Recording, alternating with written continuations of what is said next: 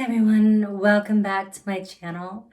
This is Courtney Chambers Chronicles, and I'm really excited about this next track. We just finished up Imperfect Like Me, which tracked basically 96 to 2001. In 2001, I started writing my next record, Higher Places, which was a huge shift from the folky sound of Imperfect Like Me. I wanted more electric guitars and more alternative sound. But there was a lot that happened in those 2 years, or actually 3 years, because I released Higher Places in 2004. So we left off Imperfect Like Me 2001. I was married. I had my baby, who was 2 at that time. And I was working at Macaroni Grill and Cerritos and struggling a lot with my faith in the Christian church. And so I started writing Higher Places in 2001.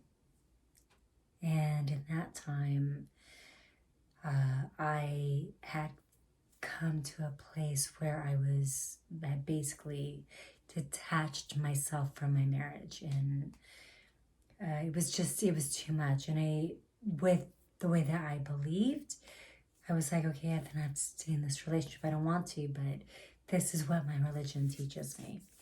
And so from reading my journals, I was just like, my heart was just tired. I had nothing left to give my husband at the time. And I was also very frustrated with the idea of Christianity, at least the way that I perceived it, and the way that I just wanted to love. That's it. I didn't really care about the rules of religion or any of that. I just wanted to be a genuine human being and to love the best that I could love. And I know that I'm a very, obviously we're all very severely flawed human beings, so it's just comes with the territory. But I was kind of over the whole, I don't know, it was starting to feel very culty to me. And that's just my experience. I'm not saying that Christianity is a cult or anything like that. I'm just expressing my journey. And so I had been writing for Higher Places. I had finished a track from that with my ex-husband, and it was played on a local Christian radio program, which was super exciting. That was the first time I'd ever been played on the radio. And it was like a contest kind of thing, and I got kind of high up in the ranks, but I didn't really win. I didn't win. But it was a great experience. So I have been asking my husband, I was like, I'm ready to get back in the studio. He had produced Imperfect Like Me, and I was telling him I'm ready to go back. Like I want to get going. I'm over that record. I have so much more to say. And he felt like I was pressuring him to do this, which I understood, but I am the kind of personality that I'm not going to wait on somebody else to get something done, ever. And it's just, I think, the Virgo in me that's very, if I don't know how to do it, I'm going to learn how to do it. And I can't, it's very hard for me to wait on other people to get things done. So I understood, I respected it. I said, okay, fine.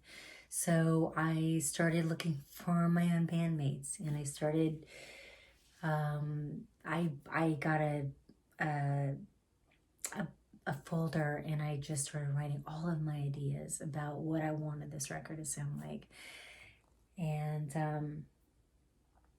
I just told him at this point, I said, I think it's just best we don't work together in music anymore for our relationship. And that was a very diplomatic way of putting it. I mean, I think we were both pretty miserable, and I knew I didn't want to be in the relationship anymore. I'm not really sure how he felt at that point. I can't really speak for him. But when I told him that at first, he was like, okay, then I'll do the record for you. And it felt like a desperate kind of thing, and I didn't want that. I wanted, if I was going to work with anybody on this record, I wanted because they wanted to do this record with me. And I said, you know what, it's okay. And I think I felt like I needed that independence musically and to discover and find myself. And I did. And I'm still finding myself, which is the beauty about life, is when you, I think that for myself, letting myself be free from a lot of constraints that I had grown up with and had also attached myself to, allowed me to grow and to see the world a lot differently and to feel music differently, express music differently in my lyrics. So at that point, I began looking for a new band to do this record with. And I'm going to get more to that in the next recording, just because I'm kind of running over time and I don't want to overwhelm you. But the next song is called Intro. It is very fitting that this was the first track, because this was sort of demonstrates the sort of entry into this new part of my journey. And Higher Places is a very moody record, and I would really encourage you to listen to it in its entirety from front to finish, just because you would feel that, and it's definitely a story of its own. So thanks for listening to me. I know it's been long-winded. I do apologize, but no, I don't apologize. This is my life, and I'm sharing it with you, and I so appreciate you all for tuning in and listening, and I hope you can take something away from this. And anyway, stay tuned, and intro is coming next. I will see you guys next time. Oh yes, please like, subscribe, comment, share this video. I'm really trying to get my YouTube channel to be monetized. It takes 1,000 subscribers, which I'm at 45 right now. And I appreciate every 45 of you. So please, if you're new to this, please subscribe. I'd really like to get, I'm an entrepreneur, so I'm always looking for different ways to raise income. So thank you so much for your time. And here's intro.